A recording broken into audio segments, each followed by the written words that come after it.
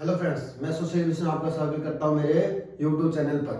आज हम करने वाले एक्सरसाइज नंबर कौन सी? एक्सरसाइज 3.1 दो चर वाले रैखिक समीकरण युग्म का क्वेश्चन नंबर पहले का दूसरा। क्वेश्चन नंबर पहला क्या था कि निम्न समस्याओं को हल कीजिए, यानी रैखिक समीकरण बनाना है, युग्म बनाइए और फिर उनको ग्राफीय विधि से हल कीजिए। ठीक है, तो पहला क्या करते हैं, समीकरण बनाते हैं, फिर इसको किससे करना है, ग्राफीय विधि से हल करके हमें क्या बनाना है, ग्राफ बनाना है। तो आइए चलते हैं, इसका हल निकालते हैं, यानी पहले समीकरण बनाते हैं। समीकरण बनाने के लिए देखो पहले इसको क्वेश्चन को समझना पड़ेगा। क्या दे रखा है, 5 पेंसिल तथा 7 कलमों का मूल्य कितना है, 50 रुपए, जबकि 7 पेंसिल तथा 5 कलमों का कुल मूल्य कितना है, 46 रुपए। एक पेंसिल तथा एक कलम का मूल्य ज्ञात कीजिए। तो हम मान लेंगे कि देखो दो चर वाली रैखिक समीकरण युग्म है, तो एक पेंसिल का मूल्य क्या मान लेंगे हम, x, और एक कलम का मूल्य क्या मान लेंगे, अपने y मान लेंगे। ठीक है, तो आओ मानते और करते हैं भाई। आंसर नंबर कौन सा है, फर्स्ट का सेकंड।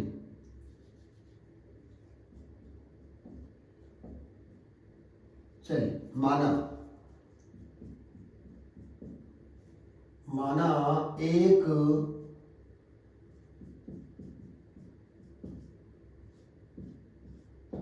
पेंसिल तथा एक कलम का मूल्य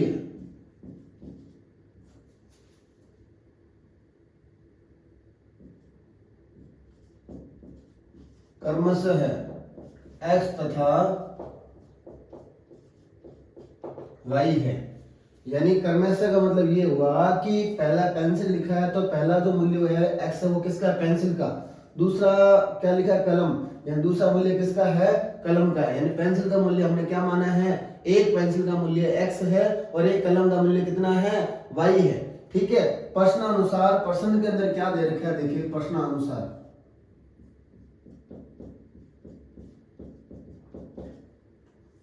देखो, जिस प्रकार मान लो कि हम बाजार से एक पेंसिल कितने रुपए में लेके आए, 5 रुपए में। कितने रुपए में लेके आए, 5 रुपए में। और हम कितनी पेंसिल लेके आए, 7 पेंसिल लेके आए।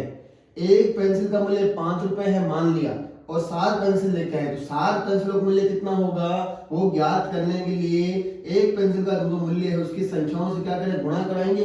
तो कितना आएगा, टोटल 35 रुपए। कितना आएगा, 35। यानी ये तो एक पेंसिल का मूल्य है और ये कितने हैं, पेंसिल हैं। तो पेंसिल के मूल्य, एक पेंसिल के मूल्य से पेंसिलों की संख्या से गुणा कराते हैं, तभी तो ये आता है क्या, टोटल मूल्य। तो उसी प्रकार यहां करने वाले हैं अपने क्या, कि भी एक पेंसिल का मूल्य मैंने क्या माना, x माना है, और पेंसिल कितनी लेनी है, 5। एक पेंसिल का मूल्य तो हमारे पास कितना है, x है, और टोटल पेंसिल कितनी है, 5 है। तो 5 पेंसिल का मूल्य कितना होगा भाई, 5x। उसी प्रकार एक कलम का मूल्य तो अपने पास 7 है, और एक कलम का मूल्य तो अपने पास सॉरी क्या है, y है, और टोटल कलम कितने हैं अपने, 7 कलम है। तो 7 कलमों का मूल्य कितना हो गया, 7y। दोनों को जब जोड़ते हैं भाई, एक 5 पेंसिलों का मूल्य 5x और 7 कलमों का मूल्य कितना होगा, 7y। दोनों को जब जोड़ा तो वो कितना बता रहा है अभी उसने, दुकानदार को कितना दिया, 50 रुपए। कितने रुपए, 50। तो समीकरण क्या बनेगी, 1। ये पहली समीकरण युग्म बनी अपनी। दूसरी, पहली समीकरण बनी। दूसरी क्या दे रखा है, जब कलमों की, जब पेंसिलों की संख्या कितनी हो, 5, 7 पेंसिल, जब कितनी पेंसिल हो, 7, तो 7 पेंसिल का मूल्य 7x, और कलम कितने हो, 5 कलम हो, तो एक कलम का मूल्य y है, तो 5 कलमों का मूल्य कितना हो जाएगा, 5y। दोनों को जब जोड़ोगे कितना आ रहा है, 46 रुपए। कितना रुपए, 46। समीकरण कितनी बन गई, ये दूसरी। यानी उसने बोला था समीकरण युग्म बनाइए, तो हमने समीकरण युग्म बना दिया, दो समीकरण हमने बना दी। अब इसको क्या करेंगे, हम बारी बारी से सोल्व करेंगे, हल करेंगे। तो कैसे, देखो समीकरण नंबर किससे, 1 से। समीकरण 1 से, तो समीकरण 1 क्या है भाई, ये देखो 5x प्लस का 7y बराबर 50। इसको हल करेंगे तो 5x का 5x बराबर का बराबर, 50 का 50, ये प्लस का 7y क्या हो जाएगा, माइनस का 7y। हमें किसी भी चर राशि का मान रखेंगे और दूसरी चर राशि मान ज्ञात करने के लिए एक चर राशि को क्या करना पड़ेगा, अकेला करना पड़ेगा। ठीक है, तो हम सोच रहे हैं कि x को इधर रख दें, बाकी सारा कहाँ ले जाए, उधर पक्षांतरण कर देंगे। तो ये प्लस का 7 इधर क्या हो गया माइनस का। अभी x का मान नहीं आया, यानी अभी x अकेला नहीं हुआ है, तो x के गुणा में कितना है 5, इधर क्या हो जाएगा भाग में। तो x का मान आ गया अपने पास 50 - 7y, ये 5 भाग गुणा में था, इधर क्या हो गया भाग में। तो इस प्रकार से हमारे पास x का रूप प्राप्त हो, किसके रूप में, y के रूप में x का मान आ गया। ठीक है, अब इधर कौन है, y है, y का मान हम रखते जाएंगे और x का मान हमारे पास आता जाएगा। तो अपने यहाँ पे छोटी सी क्या बना लो, सारणी बना लो कुछ इस प्रकार से। और कितने मान निकालने हैं, कम से कम 3 मान निकालने हैं, कम से कम 3, क्योंकि अगर आप 2 मान निकालते हो, अगर 2 मान निकालते हो और आपको पता है कि रेखीय समीकरण है, तो एक सीधी रेखा प्राप्त होगी, यानी ग्राफ बनेगा, सीधी रेखा बनेगा एक समीकरण के द्वारा। और अगर आप 2 ही बिंदु प्राप्त करते हो, 2 मान निकालते हो, तो आपको ये पता होना चाहिए कि जो 2 बिंदु होते हैं ना, हमेशा एक सीधी रेखा में होंगे, कैसे भी निकाल लो। लेकिन आपको ग्राफ सही बनाने के लिए, भाई हमारा ग्राफ सही बना या नहीं बना, हमने जो पॉइंट निकाले हैं, जो बिंदु प्राप्त किए हैं, वो सही है या फिर गलत है, उसके लिए हमें क्या करना पड़ेगा, कम से कम 3 बिंदु हमें निकालने ही पड़ेंगे। कम से कम जब तक 3 बिंदु नहीं निकालेंगे, तब तक हम ये डिसाइड नहीं कर सकते, निर्धारित नहीं कर सकते कि जो हमने वो किया है, जो काम, वो सही है या फिर गलत है। ठीक है, और अगर हम 3 बिंदु निकाल लें और ग्राफ में दर्शाए और तीनों बिंदु एकदम सीधी रेखा में आ जाए, इसका मतलब हमने यहाँ पे जो हल निकाले हैं वो एकदम क्या है, सही है। इसलिए कम से कम 3 बिंदु निकालने जरूरी है। चलिए, अब यहाँ y का मान रखना है, और y का मान कौन सा मान रखना है वो आपको सोचना पड़ेगा। जब किसी भी समीकरण के आप y का मान रख रहे हो, इसके बटे में कुछ है ना, यानी भाग के रूप में कुछ हो, तो आपको पहला मान सोचने की आवश्यकता है, बाकी मान सोचने की आवश्यकता नहीं। तो पहला मान क्या सोचोगे, मान लो कि यहाँ पे गिनती कहां से स्टार्ट की, 0 से, मान लो 0 रखा, क्या रखा 0।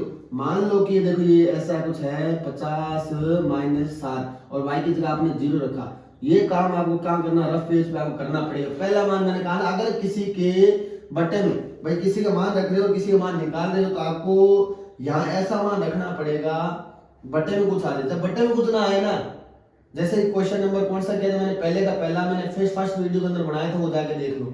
ठीक है, तो उसके अंदर क्या था, बटे के अंदर कुछ नहीं, तो सीधा मान रख रहे थे 0 1 2। ठीक है, लेकिन यहाँ आप ऐसा मान रखना है, भाई मान तो आप कोई भी रखो, भाग चला जाए, लेकिन जब ग्राफ बनाओगे ना पॉइंटों के अंदर, ठीक है, तो वो आपका ग्राफ बनाने में हमारी क्या होगी, थोड़ी मुश्किलें पैदा होगी। ठीक है, तो उन मुश्किलों को दूर करने के लिए हमें क्या करना पड़ेगा, एक प्राकृत संख्या या फिर एक पूर्ण संख्या रखनी पड़ेगी। ठीक है, तो वो रखने के लिए आपको क्या करना पड़ेगा, चेक करना पड़ेगा, मतलब जो आंसर आएगा प्राकृत या पूर्ण संख्या है। ठीक है, उसके लिए क्या करना पड़ेगा, पहला मान सोच लो। मान लो कि गिनती का मैंने 0 रख दिया, तो y की जगह 0 रखा, ध्यान कितना आ गया, 50 - 7 गुणा 0, 0 बटे में कितना हो गया 5।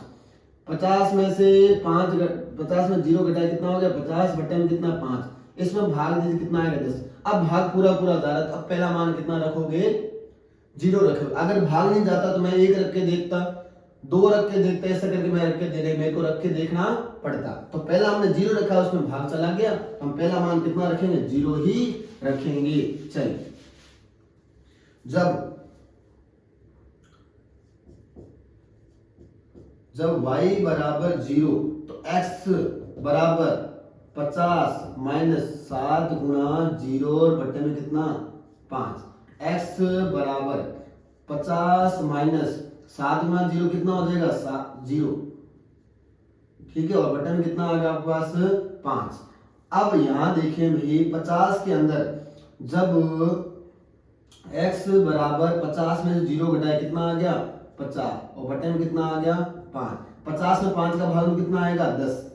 50 में जब 5 का भाग दिया तो कितनी बार गया 10 बार, यानी y का मान हमने कितना रखा 0, x का मान कितना आ गया भाई 10 आ गया, कितना आ गया 10 आया नहीं आया। चलो, पहला मान तो हमारे पास आ गया। मैंने कहा था पहला मान रख लो, अगला मान सोचने की आपको जरूरत नहीं पड़ेगी, उसके लिए आपको ट्रिक बताता हूं। देखो, पहला मान अगला मान रखने के लिए आपको क्या करना है, y का मान कितना रखा है 0, और इसके बटे में कितना है 5, इन दोनों को जोड़ दो, कितना आता है, पहला मान जो रखा है वो वाला और इसके बटे में कितना है 5, इन दोनों को जोड़ो, कितना आया अपने पास 5, यानी अगला मान कितना रखना है 5 रखना, 0 और 5 जोड़ा 5, अगला मान हम क्या रखेंगे 5 रखेंगे, क्या रखेंगे 5। तो आओ रखते हैं भाई।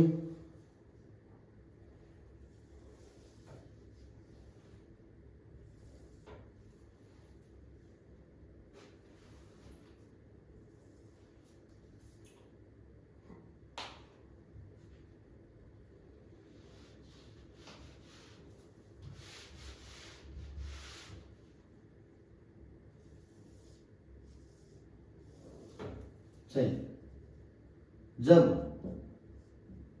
y बराबर कितना 5, ये 5 कैसे लिया है कि 0 और इस 5 को जोड़ा तो 5 आया। अब y का मान 5 रखना है, तो x का x बराबर का बराबर, और इसी समीकरण में रखना है 50 का 50 माइनस 7 गुना कितना 5, बटे में कितना आ गया 5, x बराबर 50 माइनस 7 पंजे कितना हो गया 35, और बटे में कितना आ गया 5, x बराबर 50 में से 35 घटाए कितना आ गया भाई 15, और बटे में कितना आ गया 5, और 15 में 5 का भाग दे कितना आएगा 3, यानी x का मान यहाँ पे 3 कैसे प्राप्त हुआ, y का मान 5 रखा है, x का मान कितना आ गया 3।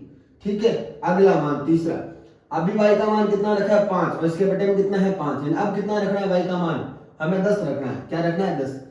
जब y बराबर कितना रखा 10, तो यहाँ इसी समीकरण में रखना, देखो आपको बार बार x बराबर 50 माइनस 7 गुना 10 बटन कितना आ गया भाई 5, x बराबर 50 माइनस ये कितना आ गया 70, और बटन कितना आएगा अपने पास 5, तो x बराबर मैं यहाँ ले रहा हूं, तो x बराबर 50 माइनस 70 करना कितना आएगा माइनस का 20, और बटन कितना 5, जब काटा इसको भाग दिया तो माइनस का कितना आ गया 4, माइनस का कितना है 4, यानी x का मान हमने कितना रखा है भाई, y का मान हमने 10 रखा है, x का मान कितना प्राप्त हो गया 4 प्राप्त हो गया, कितना प्राप्त हो गया माइनस का 4। इस प्रकार से पहली समीकरण क्या होगी हल होगी। अब दूसरी समीकरण को सोल्व करेंगे, उसको कैसे सोल्व करेंगे देखेंगे। इसी प्रकार से दूसरे समीकरण का हल निकालेंगे। तो समीकरण कौन सा दूसरा, तो समीकरण में किससे 2 से, समीकरण 2 से, दूसरी समीकरण क्या है, देखो ये 7x प्लस का 5y बराबर 46, तो 7x का 7x बराबर 46, ये प्लस का 5 इधर क्या हो जाएगा माइनस का 5y, और x के गुणा में 7 है तो इधर क्या हो जाएगा भाग में हो जाएगा 7। अब फिर से वही काम करना है, एक यहाँ पे सारणी बना लेते हैं भाई, ये बनाई हमने एक सारणी, और यहाँ पे मान रखते हुए चले जाना है, एक मान रखेंगे दूसरा मान अपना आप आ जाएगा। चलिए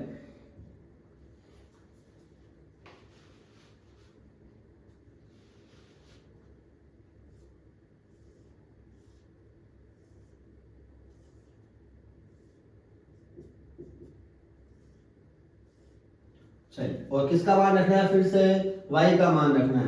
तो जब y बराबर कितना हो, ये रखने के लिए y बराबर कितना रखना है, तो मैंने कहा था पहला मान आपको सोचने की आवश्यकता पड़ेगी, जब किसमें इसमें बटे में कुछ कोई संख्या हो तो रखो। देखो मान लो गिनती में 0 से स्टार्ट की, तो 46 माइनस 5 गुना 0 क्या कितना आएगा, ठीक है, तो 46 माइनस 5 गुना 0, 0 बटे में कितना 7, 46 में से 0 घटाया कितना आया 46, बटे में 7, इसमें अगर 46 के 7 का भाग दे तो 46 से 7 से 46 पूर्ण रूप से पूर्णतः विभाजित नहीं है, यानी पॉइंटों में आएगा, तो ये हमें इसका मतलब हमें 0 नहीं रखना है।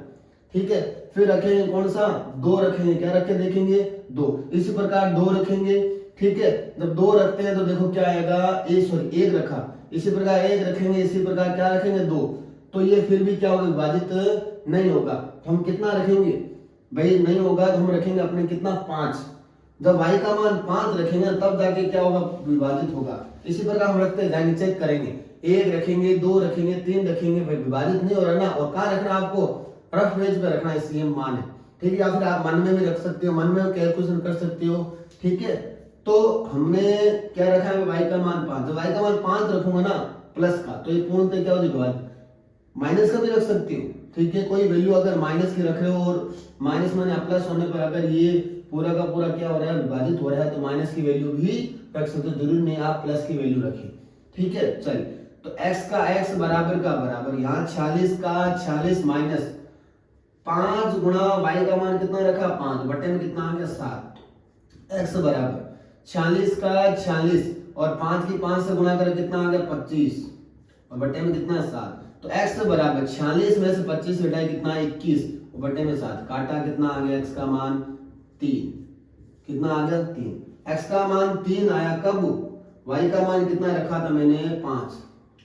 x का मान 3 प्राप्त हुआ जब y का मान मैंने 5 रखा। मैंने कहा था पहला मान सोचना है, अगला मान आपको सोचने की जरूरत नहीं पड़ेगी, उसके लिए मैंने एक ट्रिक बताई आपको। y का मान कितना रखा है 5, ठीक है, बटे में कितना है इसके साथ 5 और 7 जोड़ो कितना आ गया 12 है। अब y का मान कितना रखना है 12। जब भी किसी आप इसको सोल्व कर रहे हो, ग्राफ विधि से सोल्व करना है, फिर ग्राफ बनाना है, तो आपको हल निकालने पड़ेंगे और आपको ये देखना पड़ेगा कि x के इस साइड वाला जो भी समीकरण बड़ी है, ठीक है, तो इसके बटे में कुछ नहीं होना चाहिए। अगर बटे में कुछ है तो आपको पहला मान आपको सोचना पड़ेगा, बाकी मान आपको इस ट्रिक से निकाल लेना, ठीक है। और बटे में कुछ नहीं हो तो आपको सीधा मान रखना 0 1 2, ठीक है, 3 मान रखने। तो पहला मान सोचा आपने 5, अब अगला मान सोचने की जरूरत नहीं है, आवश्यकता नहीं है। 5 और 7 कितने हो 12 है। अब अगला मान कितना रखना आपको, y का मान 12। 12 के बीच में आप कुछ भी रख लो, ठीक है, चाहे आप कितना भी रख लो, आपका भाग जाएगा ही नहीं, ठीक, विभाजित होगा ही नहीं पूर्णतः। हाँ, कोई माइनस संख्या हो सकता है हो जाए, ठीक है। चलिए, तो y का मान देखो 5 और ये कितना हो गया 7, 12। जब y का मान कितना रखता हूँ भाई 12, तो यहाँ रख देता हूँ। जब y बराबर मैंने 12 रखा तो x बराबर 46 माइनस का 5 गुणा यहाँ कितना आएगा 12 बटे में कितना हो गया 7। x बराबर 46 माइनस 5 गुणा 12 यानी 12 बटे कितना हो गया 60 बटे में कितना आ गया 7। x बराबर 60 में डिवाइड घटाओ कितना आएगा माइनस का 14 और बटे में कितना 7, भाग दो इसके अंदर तो कितना आएगा माइनस का 2, कितना आ जाएगा माइनस का 2, यानी x का मान कितना आया माइनस का 2। कब x का मान माइनस का 2 प्राप्त हुआ जब हम y का मान कितना रखा हमने 12 रखा, कितना रखा 12।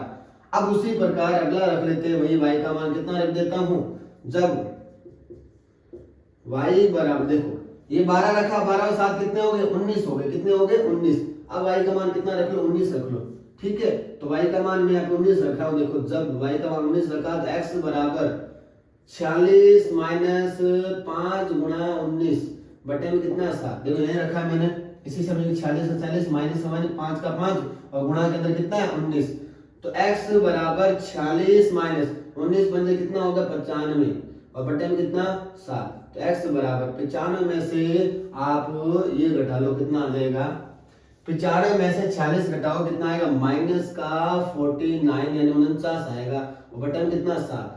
तो माइनस के 49 से भाग दो कितना आएगा माइनस का 7 आएगा, कितना आएगा माइनस का 7। यह आया आपका कितना रखा 19 और माइनस का 7 प्राप्त हो गया, ठीक है। तो इस प्रकार से आपका प्राप्त होगा। आई बात समझ में। चल अब ये तो हमने क्या बना लिए, दो क्या थे रेखीय संयोग थे, इससे हमने क्या बना ली सारणी बना ली। अब हमें क्या बनाना है ग्राफ बनाना है, ठीक है। तो बनाएंगे अभी ग्राफ, देखो उम्मीद करता हूं कि आपको समझ में आया होगा। अब बनाते हैं अपने इसका ग्राफ, ठीक है। तो इसको वही मिटा रहा हूं, उस ग्राफ बनाने के लिए हमें इस सारणी की और इस सारणी की आवश्यकता पड़ेगी, ठीक है। तो मैं ये नहीं मिटा रहा हूं, मैं सिर्फ जो लिखा है वो मिटा रहा हूं। आई बात समझ में, ठीक है। चलिए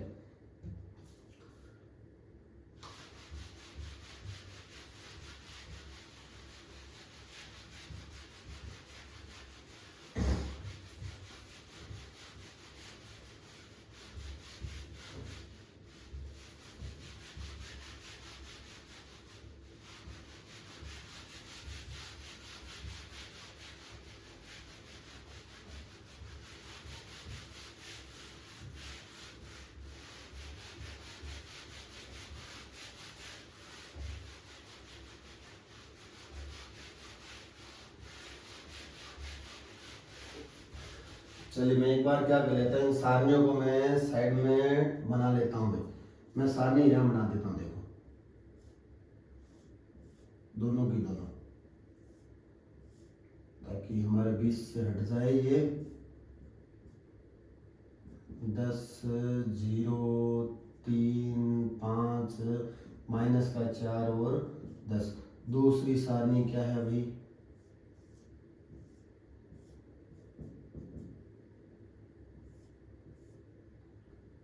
3 है, माइनस का 2 है, माइनस का 7 है। ठीक है, 5 12 19। ठीक है, ये दोनों सारणियां हैं भाई। इन सारणियों मैंने साइड में ड्रॉ करी। अब बनाएंगे अपना ग्राफ। देखो, ग्राफ बनाने के लिए आपको क्या करना है कि जो आपका ग्राफ है, ठीक है, उसकी जो आपकी ऊर्ध्वाधर रेखा है, कौन सी रेखा? ऊर्ध्वाधर रेखा है, उसकी जो बीच वाली लाइन है ऊर्ध्वाधर रेखा, ठीक है, लगभग कौन सी बीचों बीच लेनी है। ठीक है, तो लगभग बीच पूरी आपको ग्राफ में खींचनी है, लगभग बीच वाली लाइन है ऊर्ध्वाधर रेखा के, तो आप ये ऊर्ध्वाधर रेखा उसके ऊपर घेरी वाली लाइन के ऊपर घेरी लाइन खींच दो। ठीक है, तो ये आपका क्या बनेगा? y, और ये आपका क्या होगा? y डैश, यानी आपका बनेगा y अक्ष बनेगा। क्या बनेगा? y अक्ष। ठीक है, ऊर्ध्वाधर रेखा को क्या बोलते हैं? y अक्ष बोलते हैं। उसी प्रकार मैं अगर ये क्षैतिज रेखा ले लूं, ठीक है, ग्राफ के ऊपर, तो ये आपका x है और ये आपका क्या होगा? x dash. ठीक है, तो जो क्षैतिज रेखा है उसको अपने क्या बोलते हैं? y अक्ष बोलते हैं। क्या बोलते हैं? सॉरी, x अक्ष बोलते हैं। क्या बोलते हैं इसको? x अक्ष। ऊर्ध्वाधर रेखा और क्षैतिज रेखा जहां प्रतिच्छेद करती है उसको बोलते हैं अपने मूल बिंदु, और मूल बिंदु के निर्देशांक क्या होते हैं? 0, 0, यानी x का मान भी 0 और y का मान भी 0, इसलिए यहाँ पर दोनों क्या होते हैं? 0। अब हमें क्या लेना है? पैमाना। ठीक है, सबसे पहला हमें लिखना पैमाना। पैमाना लिखना बहुत जरूरी है। अगर पैमाना नहीं लिखोगे तो आपका आधा या फिर 1 नंबर कटेगा। ठीक है, पैमाना लिखने के आपको सारणी को नजर डालनी पड़ेगी। तो यहाँ पे देखो, x का सबसे बड़ा मान दोनों सारणी में कितना है भाई? प्लस में तो कितना? 10 है, माइनस में कितना है? -7। सबसे बड़ा मान कितना? 10 है। कितना? x का मान 10। तो आप देखोगे कि जो ऊर्ध्वाधर रेखा है, यानी जो y अक्ष है, y अक्ष के इस साइड आपकी कितनी रेखाएं हैं? लगभग आपकी जो ऊर्ध्वाधर रेखा वो कितनी है? लगभग आपकी 9 है। कितनी है? अगर आपने बीचों बीच खींचा है तो लगभग कितनी होगी? 9। लगभग 9 ही आएगी। हो सकता है किसी की 10 आ जाए, 10 से ज्यादा नहीं होगी। तो लगभग कितनी आएगी? 9 आएगी। जब 9 आपको पता इधर आएगी तो मैं 9 नंबर लिख सकता हूं, लेकिन 10वां नंबर लिख सकता हूं क्या? नहीं लिख सकता। ठीक है, अगर आपकी 10 लाइनें हैं तो आप क्या क्या ले लो? एक का पहाड़ा ले लो। एक का पहाड़ा मतलब कि एक का अंतर। ठीक है, और अगर किसी का 9 लाइन है तो 10वां नंबर लाने के लिए, या फिर 10 से कोई बड़ा नंबर आ जाए, या फिर मान लो 14 आ जाता, वो नंबर लाने के लिए क्या करेंगे? अपने 2 का पहाड़ा लिखेंगे। क्या लिखेंगे? 2 का पहाड़ा है, 2 का अंतर। तो मैं यहाँ वही करने वाला हूँ, यहाँ पे 2 का पहाड़ा लिख देता हूँ। ठीक है, तो यहाँ आया 2 4 6 8 10 और यहाँ कितना आ गया? 12। ये जो मैं नंबर लिखे हैं आपको कहाँ लिखना है? गहरी वाली लाइन के ऊपर लिखना है। गहरी वाली लाइन के ऊपर जो आपने लाइन खींची है ना, और यहाँ पर जो ऊर्ध्वाधर रेखा गहरी, उसके ऊपर ये लिखना है आपको नाम। ठीक है, यहाँ कितना आ जाएगा? 14। जितने में आप आगे उतना लिख देना। ठीक है, इस साइड यहाँ पे क्या, इधर भी यही लिखना है, -2 -4 -6 -8 -10, जितने आए उधर लिख देना। ठीक है, चलिए अब चलते y अक्ष के ऊपर। तो मैंने यहाँ पे तो x अक्ष के ऊपर कितना लिया अभी? x अक्ष पर एक बड़ा खाना, मतलब एक बड़ा बॉक्स है, वो मैंने किस हिसाब से माना है? बड़ा खाना बराबर, देखो कितने का बड़ा लिया? 2 का। तो मैंने लिखा यहाँ पे 2। अब x पे या तो आप 2 इकाई कर लो, या फिर x को हमने क्या माना है बताओ? x को हमने माना है लड़के, सॉरी, x को हमने माना क्या है? पेंसिल। क्या माना है? पेंसिल। तो x अक्ष पर एक बड़ा खाना, 2 पेंसिल भी लिख सकते हो, या फिर क्या लिख लो? 2 इकाई लिख लो, कुछ भी लिख सकते हो। चाहे 2 पेंसिल लिखो या फिर क्या लिखो? 2 इकाई लिखो। तो मैं 2 इकाई ही रख लेता हूँ। ये लो, मैंने 2 इकाई लिख लिया। ठीक है, चलिए अब चलते हैं y अक्ष की बात है। तो y अक्ष पर एक बड़ा खाना बराबर क्या होगा? कितने का? कौन सा पहाड़ा होगा? देखो, y का सबसे बड़ा मान कितना? 19 है। कितना है? 19 है भाई। y का सबसे बड़ा मान 19 है। और आप देखोगे जो क्षैतिज रेखा है उसके ऊपर जो क्षैतिज रेखाएं हैं, तो क्षैतिज रेखाएं इस x अक्ष के ऊपर जितनी क्षैतिज रेखाएं हैं वो कितनी? आपकी लगभग 12 क्षैतिज है। कितनी है? 12 क्षैतिज रेखाएं हैं। और हमें कितनी तक लेनी? 19 चाहिए। तो 19 से आपको फिर भी यहाँ भी कितना अंतर लेना पड़ेगा आपको? 2 का पहाड़ा। तो मैं यहाँ पे 2 का पहाड़ा लिख लेता हूँ। 2 4 6 8, 10, 12, 14, 16 ऊपर तक जाएगा भाई। ठीक है, यहाँ ले लिया मैंने 18 और यहाँ आ जाएगा लगभग, मैं इसको मिटा देता हूँ।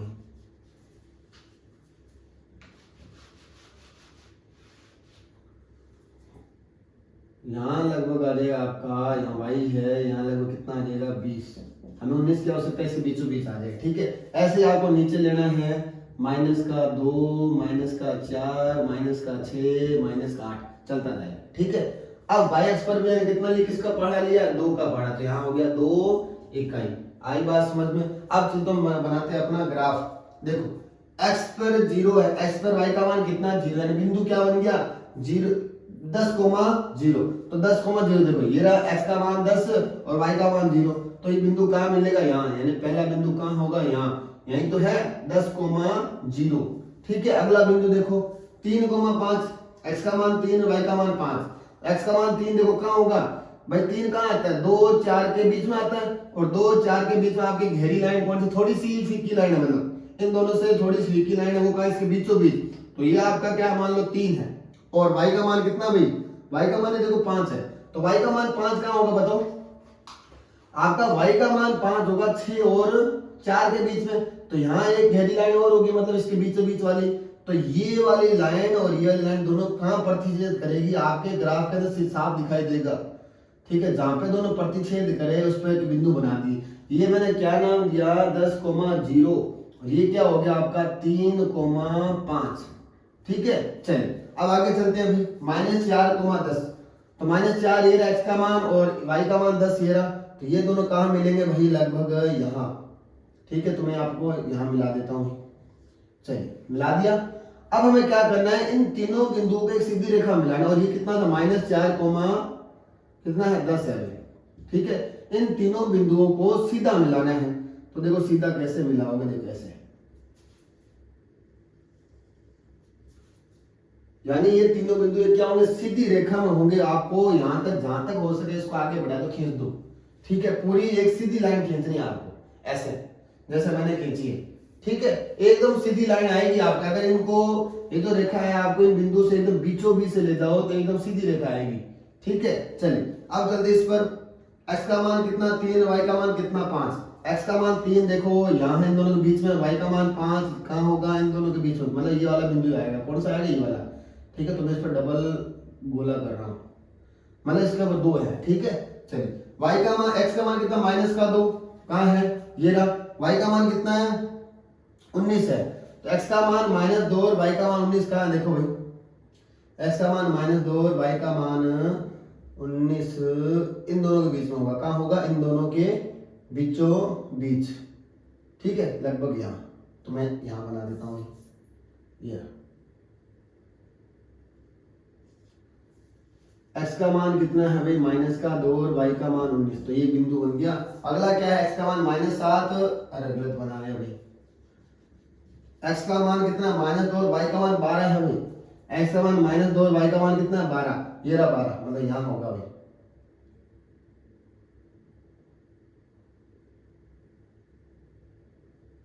लगभग यहाँ। ठीक है, x का मान -2 और y का मान 12 है। ठीक है, x का मान -7 कहाँ होगा, -8 और -6 के बीच में, तो ये भी यहाँ पे होगा, और y का मान 19 है, तो ये देखो कहाँ मिलेंगे, लगभग आपके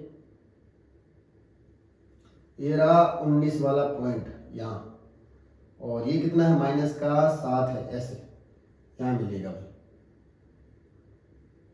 x का मान कितना है -7 और y का मान 19 है, इनको भी क्या करना है, एक सीधी रेखा में मिलाना है, तो इनको भी एक सीधी रेखा में मिला दीजिए आप, देखो ऐसा कुछ, और इस रेखा को कहाँ ले जाना, नीचे लेके जाना है ऐसे कुछ, और इसको जहां तक हो सके ऊपर लेके चले जाओ, ले लिया ऊपर, ऐसा कुछ आपका क्या बनेगा, ग्राफ बनेगा, यानी ग्राफ का फेस कुछ ऐसा होगा।